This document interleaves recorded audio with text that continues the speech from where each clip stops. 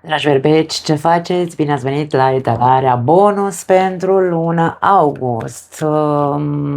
Țin să vă anunț că aduc în context toate cărțile de oracol pentru această etalare bonus.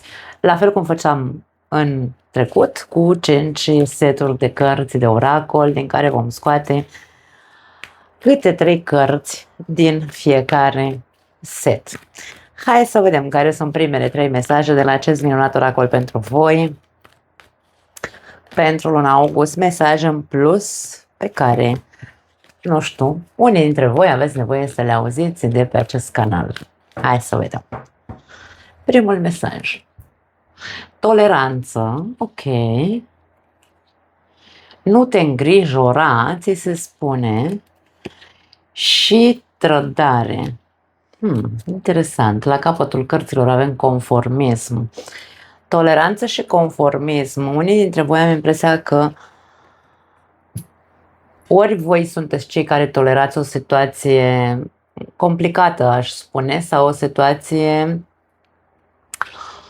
pe care o înghițiți așa pentru că nu prea aveți de ales din punctul vostru de vedere. Aici această imagine a unui cap băgat într-o cușcă se referă la modul în care noi gândim. Da? Deci aici vorba despre ok, asta este părerea mea, asta e părerea mea despre situația în care mă aflu, nu am altceva de făcut decât să tolerez, fie că trebuie să tolerez o situație, o persoană, un job, nu știu, fie dintre noi știm ce avem de tolerat sau ce credem că trebuie să tolerăm și cumva ți se spune nu te îngrijora pentru că nu va ține mult această situație pe care tu crezi că trebuie să o tolerezi sau nu fi, nu știu, prăpăstios să zici că aoleu, când s-o termina, într-un fel sau altul se va soluționa. Problema e că aici, e ca și cum pare că este o incoerență. Pentru că avem toleranță, nu te îngrijora și trădare.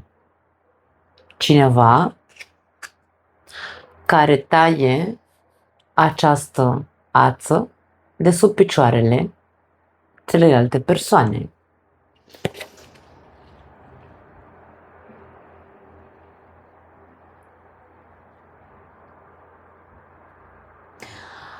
Poate să-mi spună aceste mesaje, pot să-mi spună că tu tolerezi în viața ta un trădător și știi foarte bine că dacă te-a trădat odată, o va mai face și a doua oară. Și poate că ceea ce ți se spune și pare că este o incoerență este acest mesaj, nu te îngrijora, ca și cum nu-ți face tu griji de ce o să zică lumea. De exemplu, trădătorul poate fi oricine, poate fi mama, tata, partenerul de viață, un frate, nu contează, da? Tu știi.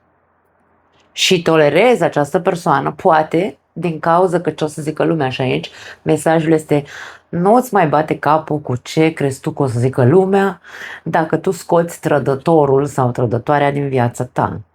Cam asta simt că mă încearcă aceste mesaje să transmită.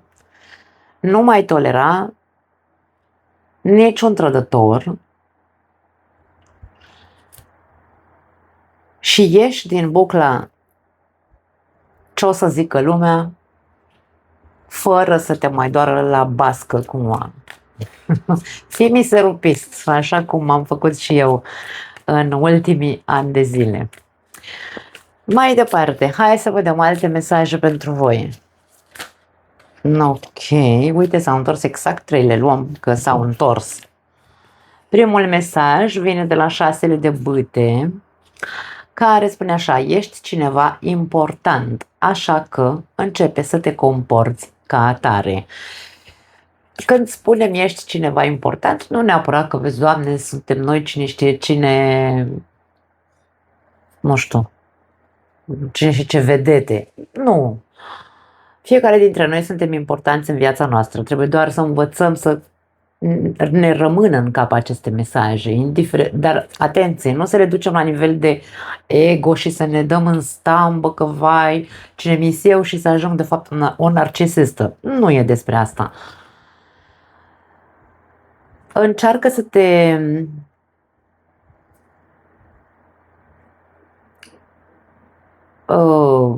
îmi vine cuvântul adună-te. Încearcă să te aduni și să te centrezi pe tine, pe persoana ta. Eu am o frază pe care o zic tuturor și o zic de foarte mulți ani: cea mai importantă persoană din viața ta ești tu. Pune-te pe tine în centrul vieții tale. Ești cineva important, așa că începe să te comporți ca atare. Tu ești important în viața ta, comportă-te ca o persoană importantă pentru tine. Da.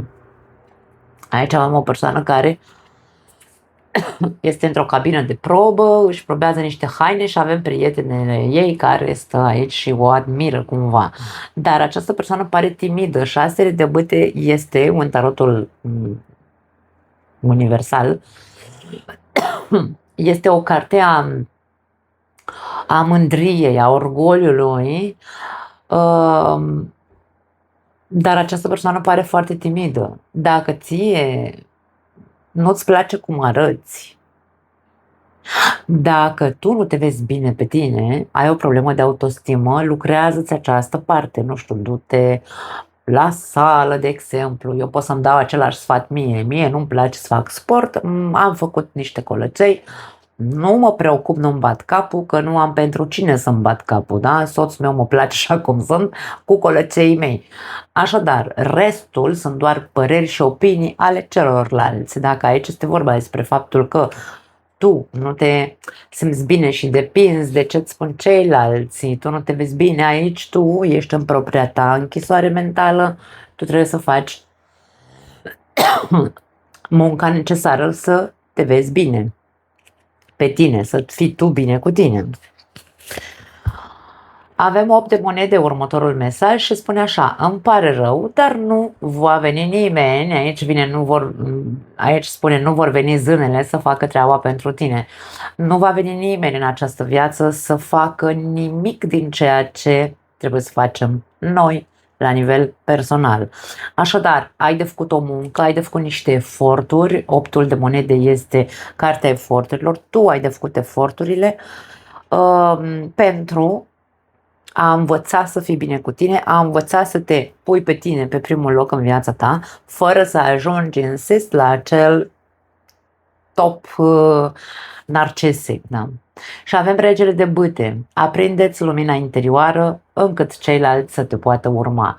Regele de bâte este un lider, este o persoană care prin modul în care vorbește îi inspiră pe ceilalți. De ce nu? În timp vei putea să, dacă îți dai voie să ajungi la această flacără interioară specifică berbecului, dacă îți dai voie, probabil că vei inspira destul de multă lume în procesul ăsta pe care tu trebuie să-l faci. La capătul cărților, ce avem aici? Am făcut și o cațăranca ca să-mi iau o carte. Regina de cupe. A-ți onora emoțiile este una dintre cele mai înalte forme de îngrijire de sine. Dacă tu nu îți recunoști emoțiile, nu le accepti, nu ești împăcat cu ceea ce simți, crezi, gândești despre tine sau despre ce o zice lumea, această trădare, atenție, pentru că poate fi un autosabotaj. Pur și simplu tu singur îți stai craca de sub picioare prin propria închisoare mentală a gândurilor. Apropo, avem o berbeacă foarte ironică pe acest canal, pe care am trimis-o la plimbare pe alte canale, așa că dacă mai ești pe aici, draga mea, du-te, așa cum ți-am zis în mesaj, du-te, că nu avem nevoie de persoane care aruncă vorbe ampulea. Mai departe, hai să vedem Îngerii iubirii, ce au de transmis din punct de vedere emoțional pentru voi în această perioadă?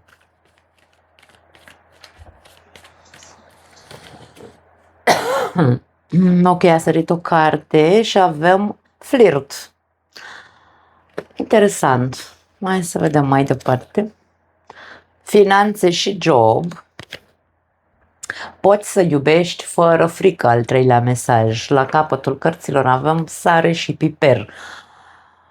Pentru cei care aveți o relație, acum, eu nu știu dacă problema cea mai mare, să zicem, între ghilimele, pentru unii dintre voi, este că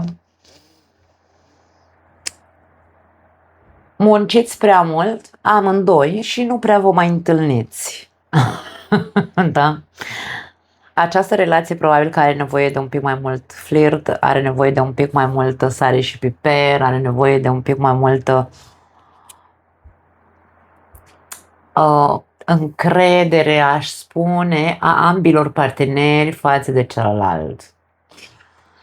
Trebuie să învățăm să ne vulnerabilizăm în fața partenerului. Atenție că aici este cumva cu paranteză.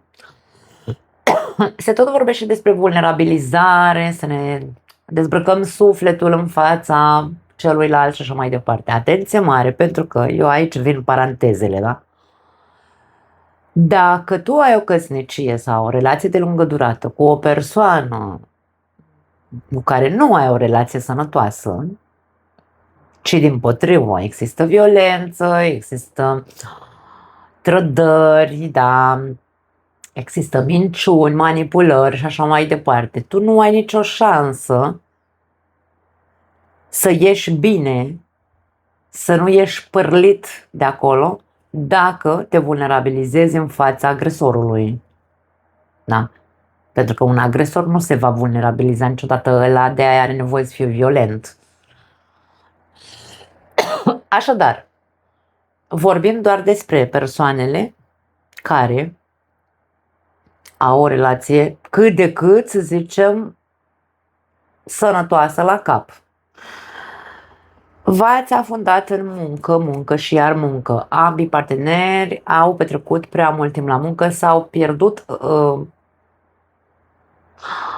în job și nu se mai regăsesc în relație. Nu neapărat că nu se mai regăsesc, că vezi, Doamne, că nu mai vor să fie împreună, ci poate, uite, aici vorbim despre se tolerează unul pe celălalt, se conformează cu relația, aia e, suntem de ani de zile împreună, nu mai stăm să luăm de la capăt. Nu știu dacă mă trădează sau nu știu, habar n-am, aici poate să fie, puteți vorbi de multe lucruri, dar aici vorba despre, ok, ia stați așa, stați. 6 de bâte înseamnă acțiune, 8 de monede înseamnă oferte, auzi, eforturi. Rege de bâte înseamnă și el acțiune și înseamnă, domne, eu preiau conducerea, liderul, da? Preiau conducerea și zic, stai, stop, stai puțin. De ce tolerăm pur și simplu să treacă ani, să trecem așa peste ani și ani, târând relația după noi? De ce să nu facem lucruri? Avem nevoie aici să învățăm din nou să flirtăm, să învățăm să punem sare și piper, că ne-am pierdut undeva. Unde? Păi uite, la job, să ne facem case, să ne dăm copii la facultate. Ne-am pierdut în partea financiară, nici nu contează că am vrut sau nu case sau altceva. Nu, n-am pierdut. Am lăsat iubirea sau relația pe locul 2. Poate a existat o trădare, nu zic că nu. Pentru unii dintre voi poate a existat într-adevăr o trădare. Asta ce înseamnă? Că trebuie să... o trădare nu neapărat desparte o relație, da? Dacă, bineînțeles, ambii parteneri își doresc acea relație. Știu, pare absurd, pare rece, pare nu știu cum, dar hai să vedem că și eu când aveam 20 de ani, dacă mi-ar fi zis cineva, dacă o să te înșele, bine, nu că dacă mi-ar fi zis cineva la 20 de ani și nu numai la 20 de ani, până în 30 de ani, 35 de ani, Eu mereu îi ziceam lui bărbatul meu, dacă mă înșel vreodată, ți-o tai și ți dau la rație. Asta era așa, cumva, fraza mea favorită, da?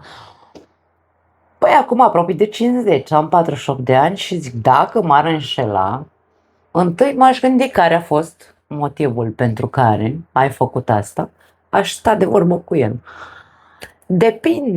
Depinde, bineînțeles, dacă înșelatul ăla nu a fost doar o noapte și a fost o lună, 2, 3, 5, un an, asta deja nu mai e înșelat, este o relație paralelă, o viață paralelă și pentru mine asta ar conta foarte mult.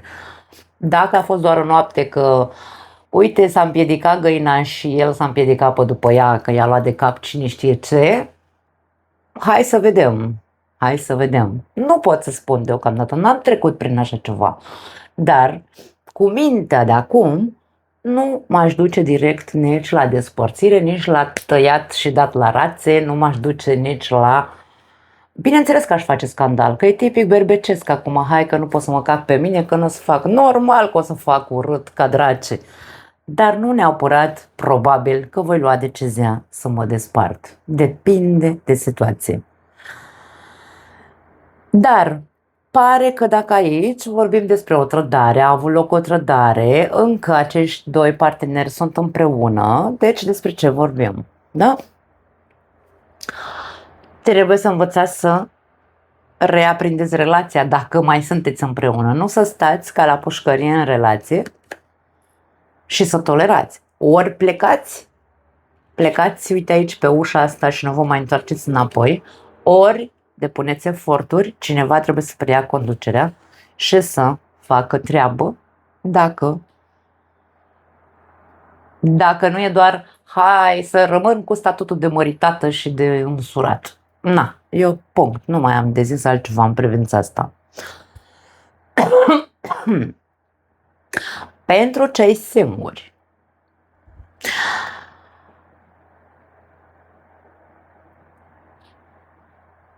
există posibilitatea ca între voi și un colegă de muncă să existe în această perioadă un soi de flirt. Nu știu dacă este neapărat vorba despre că abia acum începe flirtul. Poate că între voi doi deja au sărit ceva scântei cândva. Da, avem aici sare, piper, ați intrat într-un joc al seducției probabil de ceva vreme, deci nu e vorba despre acum, în luna august se întâmplă ceva între voi. Pentru unii dintre voi, da, dar pentru alții dintre voi, nu cred. Pentru că aici există o frică pentru unii dintre voi să vă deschideți către această persoană. Avem mesajul poți iubi fără frică și la cei care aveți o relație puteți să vă iubiți fără frică din nou dacă aici cineva preia conducerea și face acțiunile necesare. Dar cei singuri aveți frica, unii dintre voi, bineînțeles că nu are cum să fie pentru toată lumea, aveți frica că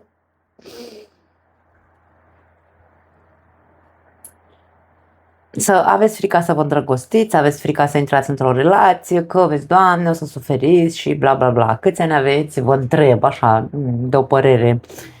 Pentru că una este să ai 20, 30, 40 sau 50 de ani ca să stai cu frica în sân, da? Că vezi, Doamne, o să suferi, ok, și dacă o să suferi, ce? Tu când o să-ți dai dreptul sau când o să-ți dai voie, mai repede spus, când o să-ți dai voie să faci ce vrea mușchiul tău, așa cum spune acest 6 de bâte, cea mai importantă persoană din viața ta ești tu. Dacă stai cu frica în sân, ai o mare problemă. La căpșor, du-te și fă terapie. Da? Nimeni nu o să-ți rezolve fricile dacă tu nu depui eforturi. Nimeni nu o să te trezească, să te aprindă pe interior dacă tu nu-ți dai voie să te lași aprins pe interior. Degeaba intri în jocul seducției dacă tu nu vrei să intri într-o relație serioasă. Din cauza fricii de suferință. Este o incoerență aici. Mi-e frică să nu mă trădeze. Pentru că, da, aici avem grijă, am fost trădată, ok, și... În această viață putem să ajungem să fim trădați de foarte multe ori. Dar în momentul în care avem aici această imagine a 6 de bâte care spune ești cineva important, nu aș spune ești cineva important, ești, Doamne, tu ești în viața ta, existi. Așa că începe să te comporți ca atare. Da? Adică vrea să spună că ești o persoană matură, adultă, comportă-te ca atare. Investește în tine, rezolvă-ți fricile, dă-ți voie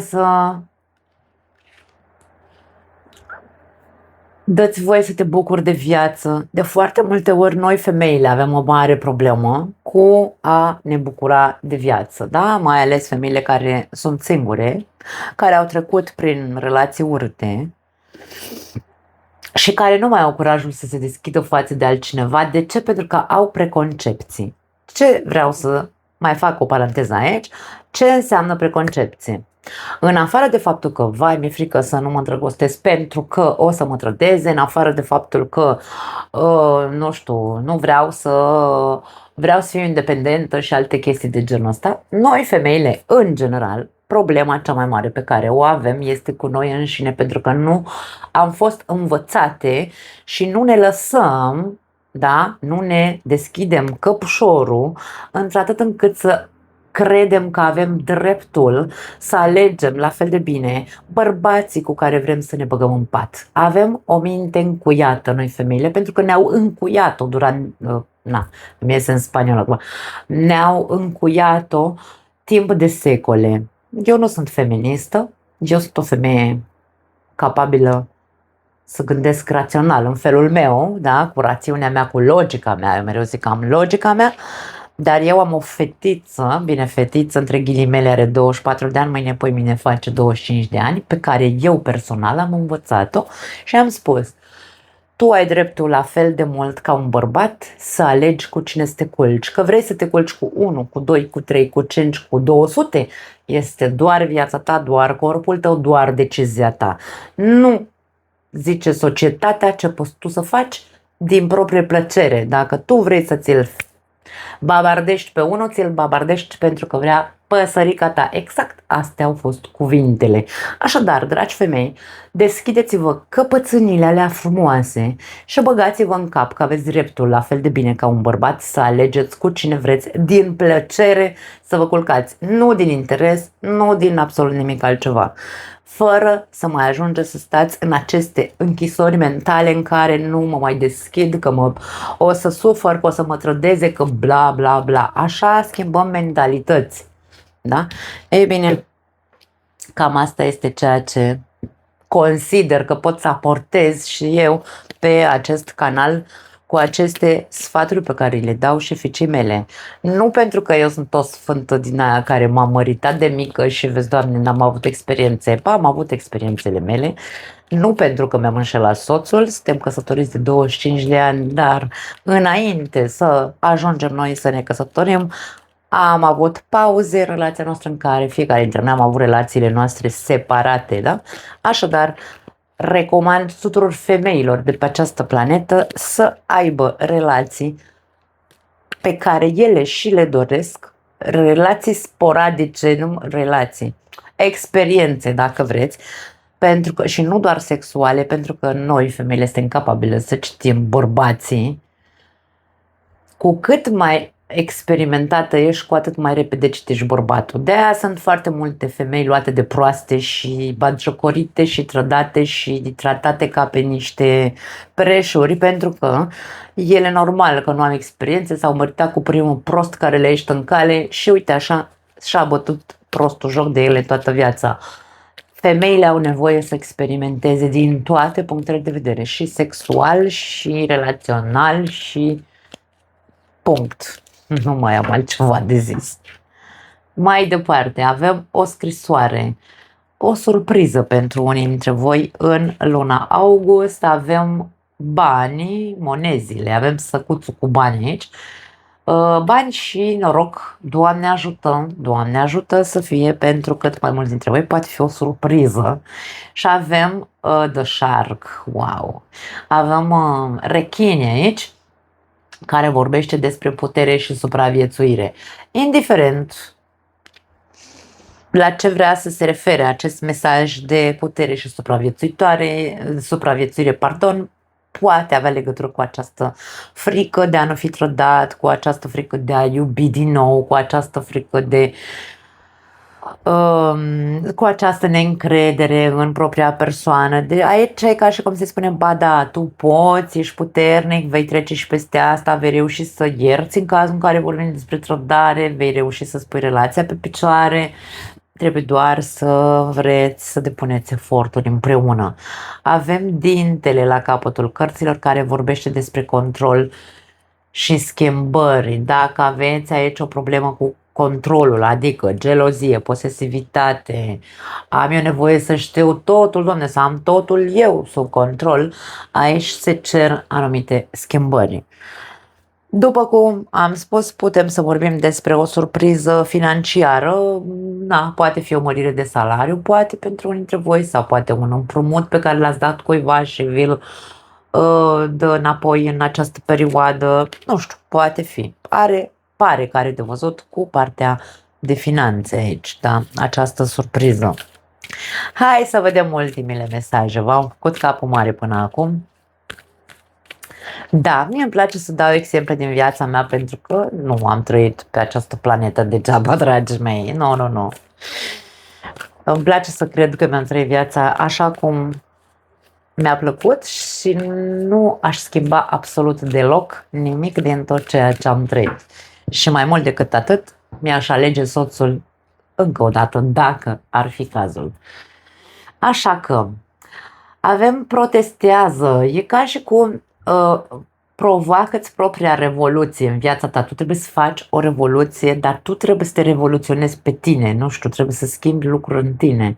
Protestează în contra aceste închisori mentale, acestor gânduri, acestor frici, că vezi, Doamne, ce o să zică lumea, frica de trădare, frica de... Aici e un fel de putere personală pe care unii dintre berbeci au nevoie să o recupereze. Da.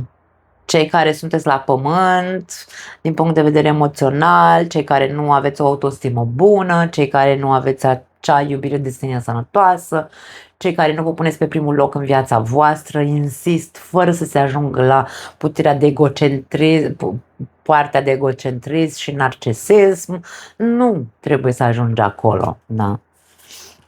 Iubirea de sine nu înseamnă narcisism sau egocentrism, eu să buricul pământului, învârtiți-vă în jurul meu, nu. Avem spada, fă o schimbare, poftim, această persoană își taie părul cu o sabie, nu trebuie să faci asta, dar încearcă să-și facă o schimbare de look, poate te va ajuta o schimbare de look, de ce nu? Du-te la un coafor, la un salon, du-te la un salon de ăsta de stradă, nu trebuie de duci la luxuri, du-te să-ți faci o schimbare de look într-un fel sau altul, să te tundă, să te obsească altfel.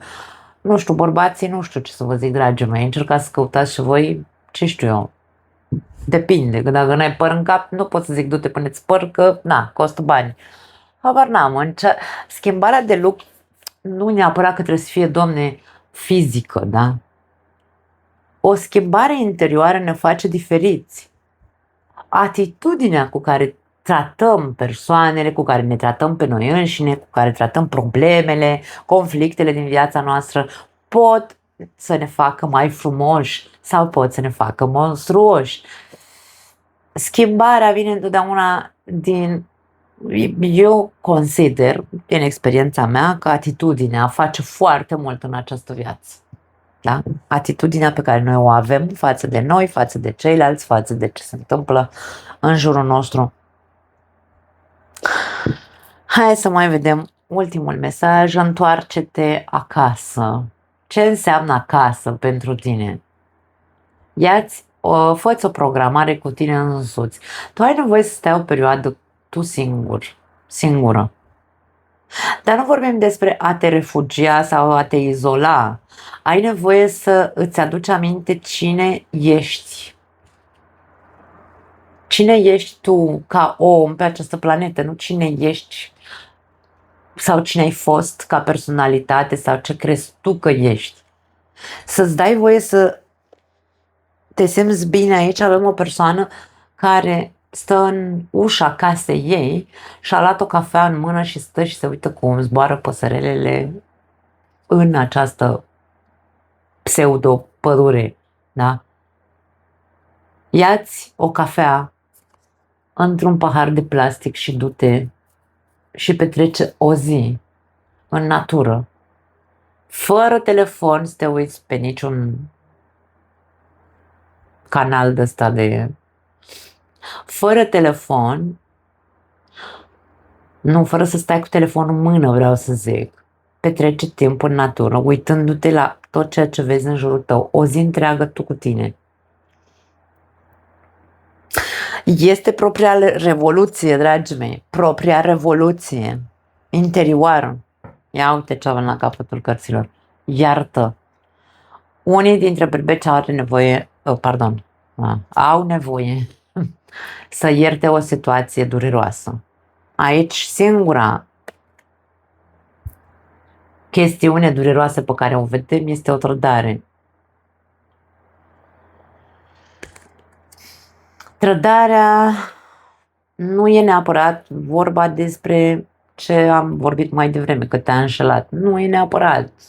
Trădat te poți simți și dacă și din alte puncte de vedere. Trădare emoțională, trădare, nu știu, dezamăgirea aia în care nu mă așteptam să-mi vorbești așa, să-mi spui așa, să nu fii lângă mine, da? Nu neapărat o aventură. Probabil că aventura asta este singurul lucru care a fost foarte valabil ani de zile, dar nu știu dacă mai e o chestiune atât de importantă în ziua de azi. Deci, ai nevoie să ierți ceva, dar nu pentru că poate celălalt nu merită să-l ierți, pentru ca tu să te poți elibera de toate aceste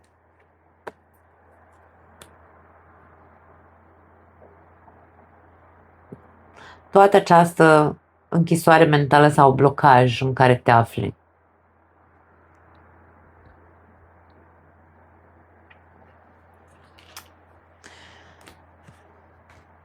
Aș spune că e despre voi. E procesul vostru pe care voi trebuie să-l începeți cu voi înșivă.